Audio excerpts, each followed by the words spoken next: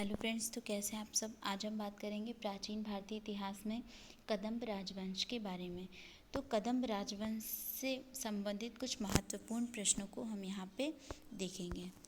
पहला प्रश्न है, कदंब राजवंश का उदय कब हुआ था। तो कदंब राजवंश का उदय 4वीं शताब्दी के मध्य कुंतल में हुआ था।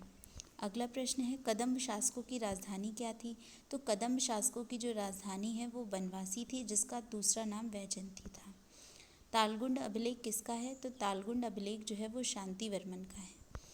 कदंब का वृक्ष किस देवी की पूजा से संबंधित था। तो कदंब का वृक्ष ललिता देवी की पूजा से संबंधित था और इसे जो है कदंब वनवासिनी भी कहते थे। कदंब के पुत्र का क्या नाम था। कदंब के पुत्र का नाम मयूर वर्मन था। मयूर वर्मन का जन्म कहाँ हुआ था। तो कर्नाटक के शिमोगा जिले में तालगुंड नामक स्थान पर हुआ था। कदंब राजवंश का प्रथम ऐतिहासिक संस्थापक किसे माना जाता है। तो वो मयूर शर्मन को माना जाता है।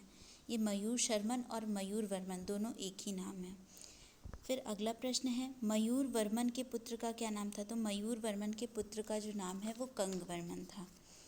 और कंग वर्मन ने कौन सी उपाधि धारण की थी। तो कंग वर्मन ने धर्म महाराजाधिराज की उपाधि धारण की थी। और कंग वर्मन के शासनकाल को अगर हम देखें तो इसका शासनकाल 370 से 395 ईस्वी है। और उसके बाद अगले प्रश्न पे अगर हम देखें तो किस प्रशस्ति में काकुस्थ वर्मन को एक महान योद्धा और कवि कहा गया है। तो तालगुंड प्रशस्ति में हम काकुस्थ वर्मन को एक महान योद्धा और कवि कहा गया है। काकुस्थ वर्मन जो था ये तालगुंड प्रशस्ति के अनुसार इसे कदंब कुल का अलंकार, राजाओं में सूर्य, महान विजेता, यशस्वी, उदार शासक एवं प्रजा का रक्षक कहा गया है। और काकुस्थ वर्मन की जो है 3 पुत्रियां थी। पहली पुत्री का जो विवाह है उसने वाकाटक शासक नरेंद्र सेन से किया था। दूसरी पुत्री का विवाह अलप वंश के शासक पशुपति के साथ किया था।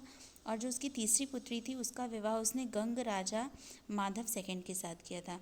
और इन विवाहों को अगर हम देखें तो इसके जो विवाह करने का जो एक उसका मकसद था वो साम्राज्य विस्तार था। उसने विवाह करके अपने साम्राज्य का काफ़ी विस्तार किया था।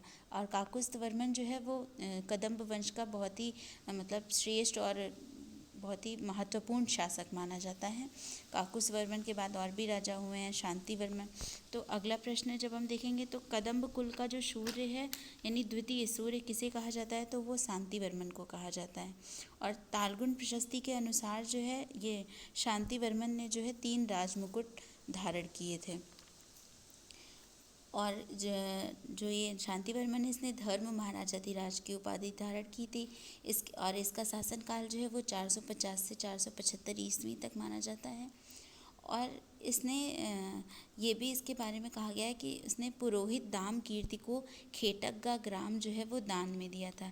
इसके बाद मृगेश वर्मन और मानधाता राज, रवि वर्मा, है ना, इस तरह के और भी शासक हुए हैं। हरिवर्मन हुए हैं। जो हरिवर्मन था वो रवि वर्मा का पुत्र था। और हरिवर्मन जो था वो बनवासी के कदंब राजवंश का अंतिम शासक था। और हरिवर्मन को प्रजापालक भी कहा गया है। इस तरह से अगर हम देखें तो शेड्यूल में कदंब राजवंश से रिलेटेड महत्वपूर्ण प्रश्न हमने आपको बताए हैं। आशा है आप सभी को ये मेरा वीडियो पसंद आया हो। अगर वीडियो पसंद आया हो तो वीडियो को लाइक, शेयर एंड सब्सक्राइब करें और कमेंट में बताएं आपको हमारा ये वीडियो कैसा लगा। Thank you.